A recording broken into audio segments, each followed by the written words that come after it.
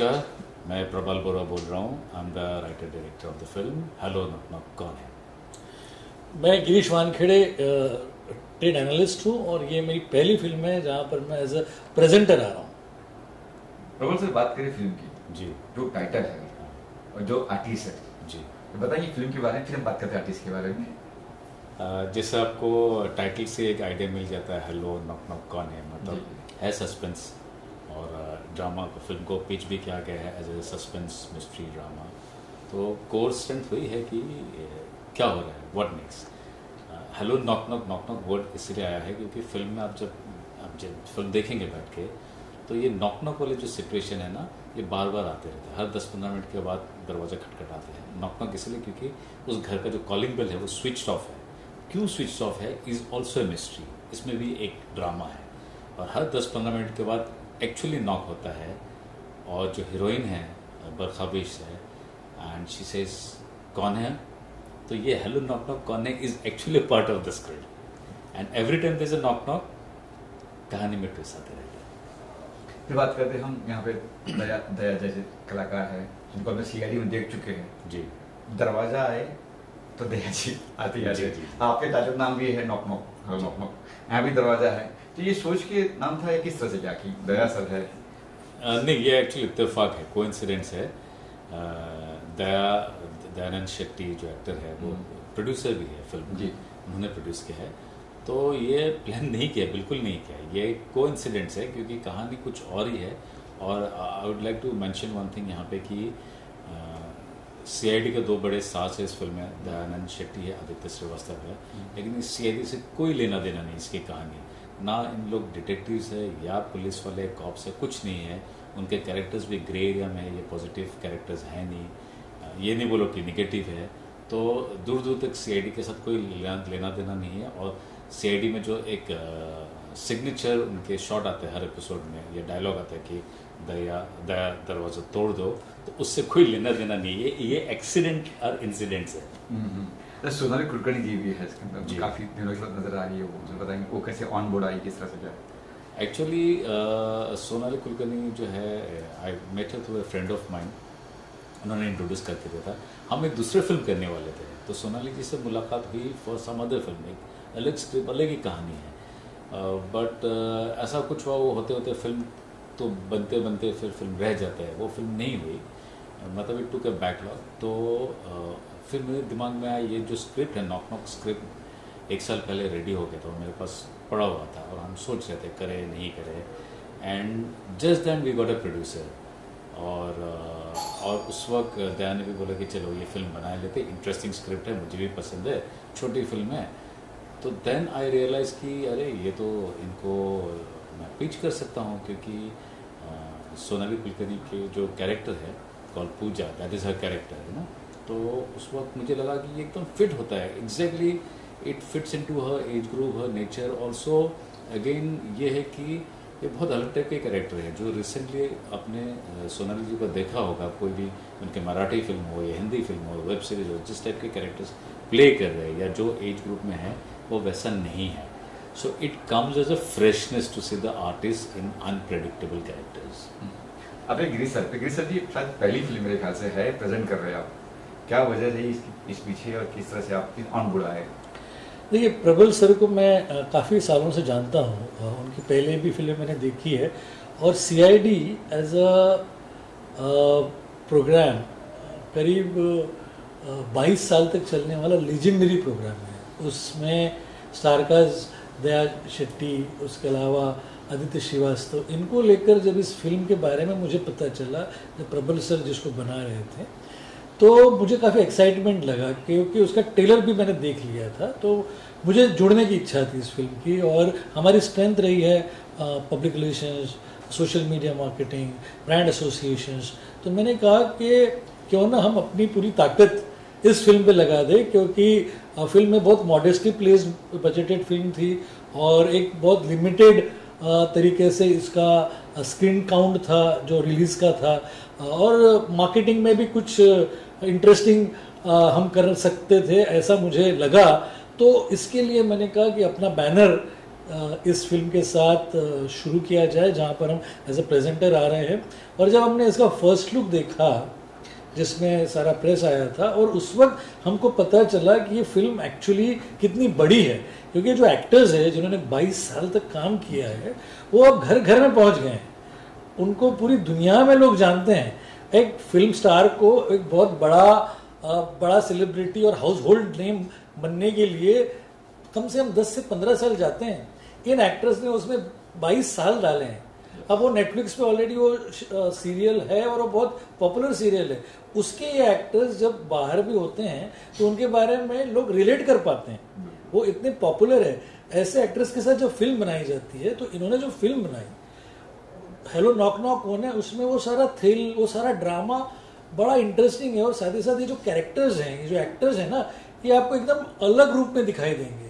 ये जो एक्साइटमेंट था फिल्म का, वो मुझे बहुत रास आया, इसलिए हमको बड़ी खुशी हुई और हमें बड़ा गर्व है कि हम इस फिल्म के साथ ही प्रेजेंटर आ रहे हैं। जब मार्केटिंग की बात कर रहे हो आप, तो मार्केटिंग आज का जमाना है, मार्केटिंग करना बहुत जरूरी है। किस तरह से, जैसे सैयारा जैसी फिल्मों मार्केटिंग नहीं हुई, फिल्म हिट हो गई, तो क्या प्लानिंग है आपकी मार्केटिंग का है, किस तरह से क्या कुछ है? इसमें देखिए बहुत सारा डिजिटल प्रमोशन है, जिसमें हमारी बहुत सारी ऐसी एक्टिविटीज़ होंगी जिसमें दया शेट्टी एज अ कैरेक्टर नज़र आएंगे, जहाँ पर वो कुछ एक्टिविटीज़ करने वाले हैं जो फिल्म से जुड़ी हुई है। क्योंकि इस फिल्म में इनके जो शेड्स है वो आप जान नहीं सकते हो कि प्रोटैगनिस्ट है एंटेगनिस्ट है, तो बहुत सारा मिस्ट्री है, इसलिए हम बहुत सारी एक्टिविटीज जो रिवील नहीं कर पा रहे। लेकिन सोशल मीडिया में इसका प्रेजेंस बड़ा स्ट्रांग है। एक बार अगर कोई रील भी पोस्ट कर देता है इन एक्टर्स में से, तो उसके लाखों संख्या में उसकी वैलिडिटी मिल जाती है, उसका एम्प्लीफिकेशन हो जाता है। प्रेस ने बहुत हमको सपोर्ट किया है, हर प्रेस इसके बारे में लिखना चाहती है, अलग अलग स्टोरीज इसके बारे में आ रही है। उसके अलावा बहुत सारे ब्रांड्स एक्साइटमेंट दिखा रहे हैं। हम एनडीटीवी से ऑलरेडी बात कर रहे हैं एडवांस स्टेज में, हम हैथवे से बात कर रहे हैं, हम एबी बस से बात कर रहे हैं, डेन मूवीज से बात कर रहे हैं, एक्सप्लोजर से बात कर रहे हैं। बहुत सारे ब्रांड्स हैं जो कि बहुत प्रेस्टिजियस ब्रांड्स हैं, ए लिस्ट ब्रांड्स हैं, ये भी इसमें आना चाहते हैं। तो इनके आने से जो मार्केटिंग होगी ओवरऑल, जिसको विजिबिलिटी कहेंगे या ब्रांड रिकॉल कहेंगे, वो काफ़ी मजबूत होगी, काफ़ी पुख्ता होगी, क्योंकि इन एक्टर्स में वो स्ट्रेंथ है कि वो ब्रांड को एंडोर्स भी कर सके और साथ ही साथ फिल्म को भी एंडोर्स कर सके। प्रभु सर, आपके ऊपर काफी बड़ी जिम्मेदारी होगी, क्योंकि दया सर की अलग ही इमेज है, वो इमेज को तोड़ना है आपको। इस बार आपका जैसे कहानी आप जो कह रहे हो, तो इमेज टूटेगी, लगता है इमेज टूट जाएगी, क्योंकि वो इमेज अलग ही एक माइंड में है, तो दया तोड़ दे। इमेज तोड़ने वाली बात नहीं है, बिकॉज हर एक्टर का काम तो वही होता है कि अलग अलग किरदार हो, अलग अलग फिल्म हो, अलग अलग कहानी में प्ले करते हैं। तो यस, इन ए वे हम एक अलग इमेज क्रिएट करने की कोशिश कर रहे हैं, बट ऐसा कोई चैलेंज नहीं कि वो इमेज तोड़ के, बिकॉज सीआईडी के जो इनके इमेज है ना बहुत स्ट्रांग है। मैं खुद सीआईडी लिख चुका हूँ, डायरेक्ट कर चुका हूँ, 10-12 साल से मैं कर रहा हूँ, so I am aware of it. उनका जो स्ट्रेंथ है, मुझे मतलब एक एहसास है, I know how strong they are, और वो कोई तोड़ नहीं सकते हैं। कोशिश ये है कि ये फिल्म में प्रेडिक्टेबल ना हो, लोगों को ये नहीं लगना चाहिए अरे ये सीआईडी जैसे कहानी है, अब वही कैरेक्टर है। सो या मतलब उस फिल्म के लिए देयर इज़ अ चेंज, और यस इन ए वे ये बहुत अलग है कैरेक्टर। आप जब देखेंगे, क्योंकि एज ए एक्टर है ना, उनको भी लगता होगा एक्टिंग एज ए प्रोफेशन, क्यों लोग एक्टर क्यों बनते हैं, बिकॉज उनको अलग अलग चीज़ करना है, अलग अलग अवतार में घुसना है, अलग अलग किरदार, यही तो खूबी है ना। एक राइटर हर रोज़ एक ही कहानी थोड़ी ना लिखते हैं, नहीं लिखते हैं ना। एक फिल्म मेकर हर फिल्म नहीं बनाते हैं, तो आर्टिस्ट भी तो चाहते हैं कुछ और अलग अलग चीज़ें करें। तो उनके लिए भी ऐसा मेरा मानना है। व्हेन आई वाज डायरेक्टिंग, तो it was a freshness, like Aditya was very excited. Aditya Shrivastava ने, उन्होंने एक्चुअली वेट लूज़ किया था इस कैरेक्टर के लिए।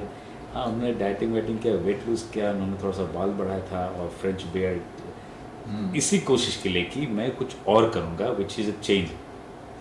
दया लॉस्ट वेट, उन्होंने ट्रिम किया था, उनका हेयर स्टाइल चेंज किया। सो यस, मतलब more than I will not say कि उनके इमेज को तोड़ना है, बट अलग है definitely, they are not predictable in this film. Daya sir being actor पहले आए कि बीइंग प्रोड्यूसर पहले आए? एज एन एक्टर पहले आए थे एक्चुअली। ये उन दोनों को एज एन एक्टर ही मैंने सुना था। हम लोग दोस्त हैं, काफ़ी सालों से दोस्त हैं, पिछले 20-21 साल से हम लोग की दोस्ती है। तो यूं ही ऐसे कहानी सुनाया था, उनको अच्छा लगा था। And this is the reason जो आपने पूछा ना कि इमेज, कि क्योंकि कैरेक्टर अलग था, ये कहानी की दुनिया अलग था और CID जैसा नहीं था, तो that is where they got excited कि कुछ और है, इंटरेस्टिंग है। और दोनों पहली बार एक साथ फिल्म में आ रहे, बड़े पर्दे पे आए नहीं इन दोनों, first time they have shared the big screen. Despite Aditya Shrivastava ने बहुत सारे ढेर सारी फिल्म किया है, लेकिन साथ में काम नहीं किया है। तो दैट वाज अनदर एक्साइटमेंट। तो यही है कि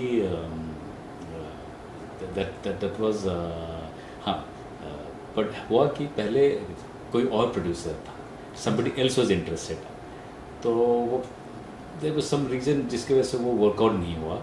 और जब वर्कआउट नहीं हुआ तो फिर दयाजी ने खुद ही कहा, ही stepped in on his own, because वो फिल्म स्क्रिप्ट रेडी हो गया था, लोकेशन भी रेकी हो गए थे, and casting wasting everything was done, paper work हो गया था। तो मैंने उनको कहा कि अब क्या करें। तो that was great of him, because उनके सपोर्ट के बगैर नहीं हो पाता था। तो उन्होंने बोला कि एक काम करते, यहाँ तक आ गए तो आप काम मत रोको, carry on the work, you know, हम फिल्म बनाएंगे। तो मैंने कहा लेकिन producer, so that I will take care of it. तो वो एक्सीडेंटली प्रोड्यूसर बन गए। अच्छा, इसमें एक चीज़ और है शायद, क्योंकि CID सटम जैसे कलाकार भी थे, CID की बात करता हूँ मैं। जी जी, मुझे लगा यहाँ 2 कलाकार तो थे CID के, तो वो स्क्रिप्ट नहीं थी इसलिए नहीं लिया, या फिर कि CID सटम जी बात करूँ? नहीं, एक्चुअली साटन जी जो है, शिवाजी साटन जी, तो उनके लिए कोई कैरेक्टर है नहीं। हाँ। मतलब वो फिल्म में एक्चुअली पूरे फिल्म में ना 6 ही कैरेक्टर है। हाँ। मेन जो की कैरेक्टर जिसके ऊपर कहानी है ना, 6 ही कैरेक्टर है, बाकी छोटे मोटे कैरेक्टर है। तो there was, I mean again we are very close, I am very fond of him, I have great respect for Shivaji Satam sir, लेकिन उनके लिए एक्चुअली स्कोप कैरेक्टर ही नहीं था। या फिर ऐसा कि कहीं CID को मर्ज न कर लोग नहीं था ही नहीं character. I would love to do a film with him, क्योंकि हमने CID के इतने सारे एपिसोड्स की, बट मुझे मौका नहीं मिला कि फिल्म में। इच्छा है एक ना एक दिन हम लोग साथ में एक फिल्म भी करेंगे, बट यहाँ पे एक्चुअली उनके लिए कैरेक्टर नहीं था। अच्छा, गाने की बात करो, फिल्म संगीत का कोई स्कोप है? गाने कितने हैं? है एक गाना है, एक्चुअली एक गाना है, लेकिन वो प्रोमोशनल सॉन्ग है। मतलब गाना फिल्म के अंदर नहीं है, वो टाइटल में यूज़ होता है और फिर बाद में हमने एक प्रमोशनल वीडियो रिलीज़ किया। हालांकि वो रिलीज़ ड्यू है, इन द नेक्स्ट 4-5 डेज शायद रिलीज़ हो जाएगा। बाकी अदरवाइज गाना नहीं है। बात करें लोकेशन की, कहाँ, मैं जब मैं ट्रेलर देखा मैंने कि कहाँ लोकेशन बनाया आपने, कहाँ लोकेशन वगैरह कहाँ है? फिल्म का लोकेशन, फिल्म का जो कहानी जो सेट है ना, कहानी के हिसाब से वो अलीबाग की कहानी है। सो जो महाराष्ट्र से नहीं, उनको पता नहीं होगा, Alibaug is a small town away from Mumbai. It's a great sea town है, एक्चुअली कोस्टल टाउन है। तो कहानी है अलीबाग के, बट ऑफ कोर्स हमने चीट किया है, चीट करके बॉम्बे में शूट किया है। तो the story is a Bombay story, मतलब इन एंड आउट। हमने कुछ अक्सा बीच में किया है, मड आइलैंड में किया है, साउथ बॉम्बे में किया है। So you will get to see the beautiful structure of South Bombay, because जो पहले पुरानी फिल्मों में बहुत यूज़ होते थे, अब लोग साउथ बॉम्बे में शूट नहीं करते, अब तो सब बाहर चले जाते हैं। तो after a long time we have actually gone to South Mumbai, जैसे कि आपके नारीमन पॉइंट है या बैलेट पियर है, वो सब जगह में हम लोगों ने शूट किया है। क्या प्लानिंग, क्या कुछ प्लानिंग है रिलीज का? क्या प्लानिंग है, किस तरह क्या प्लानिंग है? Actually he is the right person. तो अभी इसका जो रिलीज प्लान है वो 7 नवंबर को हमने डिसाइड किया हुआ है, और इसको हम मॉडेस्टली रिलीज करेंगे। मतलब ये बहुत बड़ा रिलीज नहीं होगा और छोटा भी रिलीज नहीं, ये मीडियम स्केल पे होगा। और इसमें UFO हमारे पार्टनर है, जो हमारे डिस्ट्रीब्यूशन पार्टनर है, और वो रिलीज़ करेंगे। और इसको हम लिमिटेड पहले जाना चाहते हैं, और ये उस तरीके की फिल्म है जो वर्ड ऑफ माउथ से ग्रो होगी। तो एक बार जो फिल्म रिलीज़ हो जाती है, वो अगर वर्ड ऑफ माउथ उसका स्ट्रांग रहा तो फिर उसका एग्जिबिटर्स खुद ही उसके शोज बढ़ा देते हैं। मैं चूँकि एग्जीबिशन सेक्टर से हूँ तो इसलिए मुझे उसका अंदाज़ा है, इसलिए हम लोग इसको बहुत लिमिटेड स्क्रीन्स के रिलीज़ के साथ ही अच्छे वर्ड ऑफ माउथ की पॉजिटिविटी होने के बाद हम ये एक्सपेक्ट कर रहे हैं कि फिल्म अपने आप ग्रो होगी, कंटिन्यू रहेगी बॉन्डिंग। इसलिए क्योंकि प्रबल सर से हम कई सालों से जुड़े हुए हैं, उनकी इसके पहले भी जो फिल्म आई थी उससे भी हम जुड़े हुए थे, और ये तो एक ऑफिशियल एसोसिएशन जो हुआ ये हमेशा रहेगा। इनकी आगे की फिल्मों में भी हम प्रेजेंटर भी रहेंगे और साथ ही साथ हो सकता है हम प्रोड्यूसर भी रहे। हम तो चाहते हैं कि इनका जो बॉडी ऑफ वर्क है वो खास कर थ्रिलर्स, सस्पेंस ड्रामाज में जिन्होंने इतने साल तक CID जैसे सीरियल्स किए हैं, उसके अलावा हेलो नॉक नॉक है, कौन है ये जो फिल्म है, इसमें जो ग्रिप है वो मैंने देखी है। तो आई थिंक कि इंडिपेंडेंट सिनेमा में इनका फ्यूचर बहुत ब्राइट है। तो मुझे बड़ी खुशी होगी कि as a company entity one और इनका क्रिएटिविटी का जो हम दोनों का जो कॉम्बिनेशन है, कोलैबोरेशन है, वो आगे हमेशा रहेगा। ये पहली फिल्म नहीं है, ये जस्ट शुरुआत है, आगे कई सारी फिल्में हम साथ में करने वाले हैं। प्रबल आप क्या कहेंगे सर, कंटिन्यू? हम लोग एक्चुअली साथ में काम करने के बारे में बहुत सालों से सोच रहे थे, बट मौका नहीं मिला, सिचुएशन नहीं हुआ।